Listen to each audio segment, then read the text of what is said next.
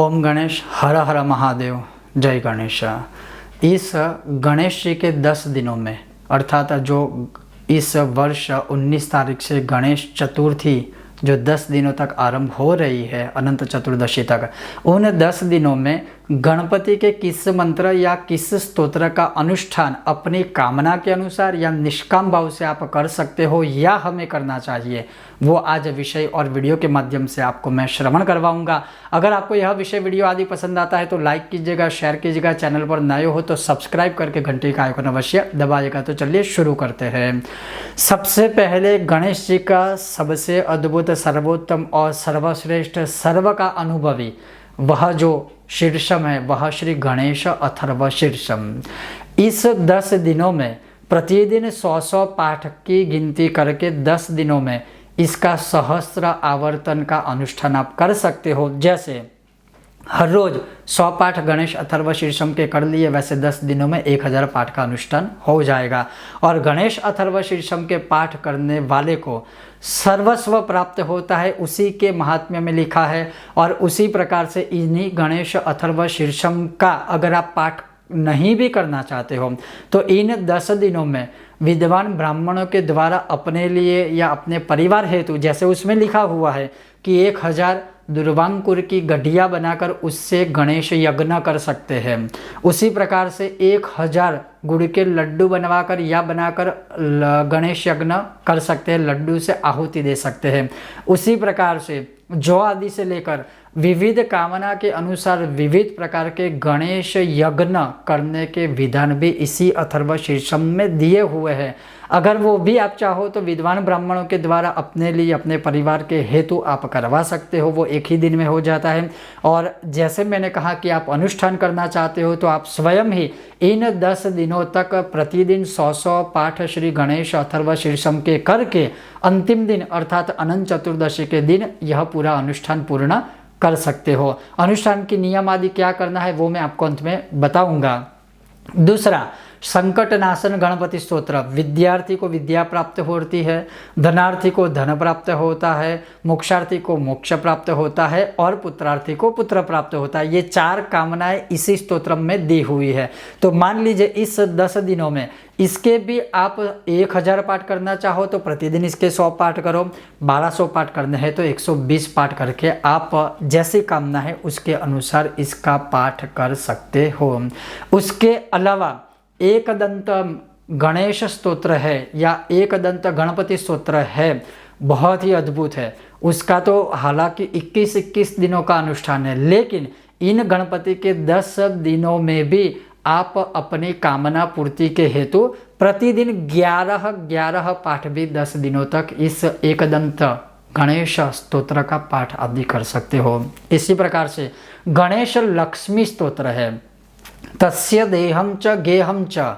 उसमें लिखा है कि जो कोई गणेश लक्ष्मी स्तोत्र करता है वो भी सिर्फ 3 ही श्लोक का है, उसके 100 पाठ अगर इन 10 दिनों में आप करते हो प्रतिदिन 100 पाठ मतलब 1000 पाठ, तो उसके गेह और देह, घर और शरीर को छोड़ के लक्ष्मी जी कभी जाती ही नहीं है। और यह इस स्तोत्र में लिखा हुआ है।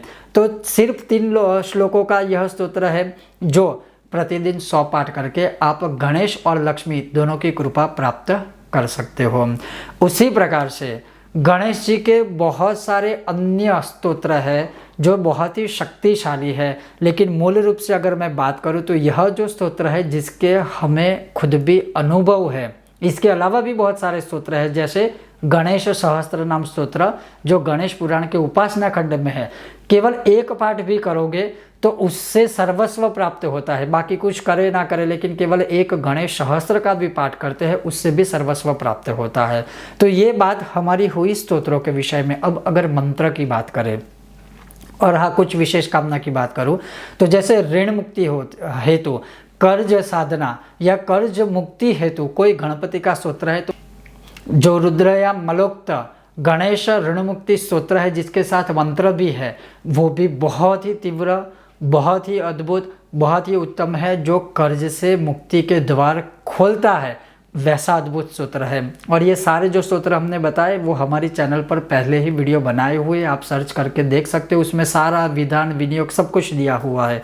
तो गणेश ऋण मुक्ति स्तोत्र के भी प्रतिदिन 120 पाठ करेंगे तो 10 दिनों में 1200 पाठ हो जाएगा और यह अनुष्ठान पूर्ण होगा। उसके साथ उसका मंत्र भी है। अब ये हो गए कुछ स्तोत्रों की बात, और अब मैं आगे मंत्रों की बात करूँ। सबसे मूल मंत्र जो है भगवान गणपति का ओम गंग गणपतये नमः। बहुत लोग पूछते हैं कि गंग है या गम है, दोनों बोल सकते हैं, लेकिन गंग, गले से गंग जो निकलता है वो सही रहेगा। तो वह गणपति का मूल मंत्र है। लाल चंदन की माला से या रुद्राक्ष की माला से इस मंत्र की गिनती के अनुसार आपकी जो भी कैपेसिटी है उस अनुसार इन 10 दिनों में पूरा एक अनुष्ठान कीजिए, और फिर देखिए कुछ दिनों के बाद आपके जीवन में क्या क्या परिवर्तन होने की शुरुआत हो जाती है। इसके अलावा जैसे ऋण मुक्ति हेतु, कर्ज मुक्ति हेतु ओम गणेश ऋणम छिंदी वरेण्यम हुम नमः फट, इस विषय पर पूरा वीडियो हमने बनाया हुआ है, वो आप देख सकते हो हमारी चैनल पर। यह मंत्र भी लाल चंदन की माला से या रुद्राक्ष की माला से, जैसे मैंने कहा, यह आपकी शक्ति के अनुसार पूरे 12 दिनों तक आप इसका, पूरे 10 दिनों तक इसका मंत्र जाप आदि कर सकते हो। उसी प्रकार से गणपति के बहुत सारे विविध प्रकार के मंत्र हैं जिसका आप अपनी गिनती के अनुसार, आपकी जो कैपेसिटी है उसके अनुसार करने की कोशिश कीजिए। अब ये सारी बात हुई मंत्र स्तोत्र की। अब अनुष्ठान व्रत नियम क्या है? तो एक तो पहले आप ये निश्चय कीजिए कि अगर आप 10 दिनों तक भगवान गणेश जी का कोई भी मंत्र स्तोत्र या कामना अनुसार अनुष्ठान करना चाहते हो तो सबसे पहला तो ये है कि यही कोशिश कीजिए कि जिस समय पर आप मंत्र स्तोत्र जाप करते हो 10 दिनों तक वही निश्चित समय रखिए। थोड़ा बहुत ऊपर नीचे चलता है लेकिन कोशिश कीजिए कि वही समय रखें। ऐसा नहीं कि आज सुबह कर लिया, फिर दोपहर में कर लिया, फिर शाम को कर लिया, फिर रात को कर लिया, ऐसा नहीं। जब अनुष्ठान करते हो तो प्रॉपर वे में कीजिए। उसी के प्रकार जैसे इसमें जब भी आप यह अनुष्ठान करते हो तो गौ माता के घी का दीपक अवश्य प्रज्वलित कीजिए जब भी आप स्तोत्र या मंत्र जाप करते हो उस समय पर, और संभव हो तो धूप बत्ती भी प्रज्वलित कीजिए। उसी प्रकार से आप जो आसन लेते हो उसमें भी मैं आपको कहूँगा कि कुशासन अर्थात दर्भ से बना हुआ आसन, जो शास्त्रों में बहुत ही महत्व जिसका लिखा हुआ है, उसी आसन पर बैठकर प्रयत्न कीजिए कि वही आसन पर बैठकर आप यह मंत्र जाप आदि कीजिए, और वो आसन पर सिर्फ आप ही बैठिएगा, घर का और कोई नहीं बैठ सकता है। उसी प्रकार से इन 10 दिनों तक जितने भी अच्छे सत्कर्म नियम आदि आप ले सकते हो अवश्य वो लीजिए। कोई भी ऐसा कर्म नहीं करना है, कोई भी ऐसा क्रोध या क्लेश या आवेश में आकर कुछ भी ऐसा नहीं बोलना है कि आपका अनुष्ठान पूरा भंग हो जाए या अनुष्ठान का फल आपको प्राप्त ना हो। कुछ भी ऐसा खाना भी नहीं है कि जिससे आपको क्षति पहुंचे, अनुष्ठान को क्षति पहुंचे, और अनुष्ठान को अगर क्षति पहुंचती है तो उसका परिणाम भी आपको भुगतना पड़ सकता है। तो मेरा कहने का मतलब ये है कि जब आप अनुष्ठान करते हो तो प्रॉपर वे में, सही तरह से, सही नियमों के साथ अवश्य आप अनुष्ठान कीजिए। जैसे सामान्य में चीज़ें सुबह से शाम तक आपको बता दूं, सुबह ब्रह्म मुहूर्त में उठने का प्रयत्न कीजिए, ब्रह्म मुहूर्त में ही ये सारा मंत्र जाप आदि कर लीजिए तो पूरा दिन आपको अच्छा लगेगा। दूसरा, भगवान सूर्य को अर्घ्य अवश्य ही देना है, नॉर्मल जैसे हर रोज देते हैं उसी प्रकार से। तीसरा, जब भी आप ये अनुष्ठान करते हो आसन अवश्य लेना है, उसी के ऊपर बैठना है। अगर मंत्र जाप करते हो तो गौमुखी के अंदर, गौमुख मतलब जिसके अंदर माला रखकर मंत्र जाप किए जाते हैं, वह माला में गणेश जी के लिए अवश्य रक्त चंदन की माला या रुद्राक्ष की माला लीजिएगा। उसी प्रकार से मंत्र जाप आदि हो जाए तो भगवान से क्षमा याचना कीजिए कि अगर हमसे कोई गलती हुई है तो हमें माफ़ कीजिएगा। ये मैं बात कर रहा हूँ मंत्र जाप जो माला से करते हैं उसकी बात करता हूँ। उसी प्रकार से पूरा दिन आप चाहो तो एक समय अन्न का आहार करके, एक समय फलाहार करके भी पूरे 10 दिन अनुष्ठान कर सकते हो, या फिर आप चाहो तो पूरे 10 दिन केवल फलों के ऊपर रहकर फलाहार करके भी 10 दिनों का यह अनुष्ठान व्रत आदि कर सकते हो। व्रत के अंत में, अनुष्ठान के अंत में आप चाहो तो ही दशांश यज्ञ तर्पण मार्जन आदि करवाइए, या कर सकते हो, नहीं कर सकते हो कोई बात नहीं।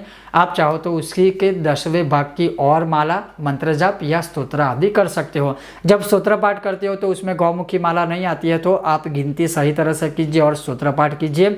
कहने का सिर्फ और सिर्फ ये तात्पर्य है, इस 10 दिनों तक अवश्य ही भगवान गणेश का अनुष्ठान प्रॉपर तरीके से अगर करोगे तो जैसी आपकी कामना है, चाहे वो कर्ज कर्ज मुक्ति हो, चाहे वो विवाह के लिए हो, चाहे वो संकट निवारण के हेतु हो, चाहे वो कोर्ट कचहरी क्षेत्र में विजय प्राप्ति हेतु हो, या गणेश जी को प्रसन्न करने हेतु है, वह सारी चीज़ें कर सकते हो। अब यह अनुष्ठान कहाँ कर सकते हैं क्या और कहाँ करना चाहिए? सबसे पहला, घर में करने से उसका 1 गुना फल प्राप्त होता है, मंदिर में करने से 100 गुना फल प्राप्त होता है, तीर्थ क्षेत्र में करने से 1000 गुना फल प्राप्त होता है, पहाड़ों पर करने से 10,000 गुना फल प्राप्त होता है, शिवालय में यह अनुष्ठान करने से अनंत गुना फल प्राप्त होता है। ये सारे जो शास्त्रों में कहे हैं वो बताएं, लेकिन अगर आप घर में भी करते हैं कोई दिक्कत नहीं है, घर में ही आप यह पूरा अनुष्ठान आदि कर सकते हो। भूमि शयन करना अनिवार्य है अगर आप स्वस्थ हो, अनुष्ठान करते हो तो। ब्रह्मचर्य का पालन करना अनिवार्य है, ये भी ध्यान रखिएगा। मांस मदिरा आदि का सेवन नहीं कर सकते हैं, जहाँ तक हो सके झूठ नहीं बोलना है, जहाँ तक हो सके कम से कम बोलना है या मौन व्रत लेना है। और अगर आप मंत्र अनुष्ठान करते हो तो चलते फिरते भी इस 10 दिनों में उसी मंत्र का स्मरण आप मानसिक रूप से भी कर सकते हो। और ये जो सारे व्रत मंत्र सूत्र आदि है कहाँ करना है? अगर आपके घर में श्वेतार्क सफ़ेद आंख के गणपति है, सबसे उत्तम है।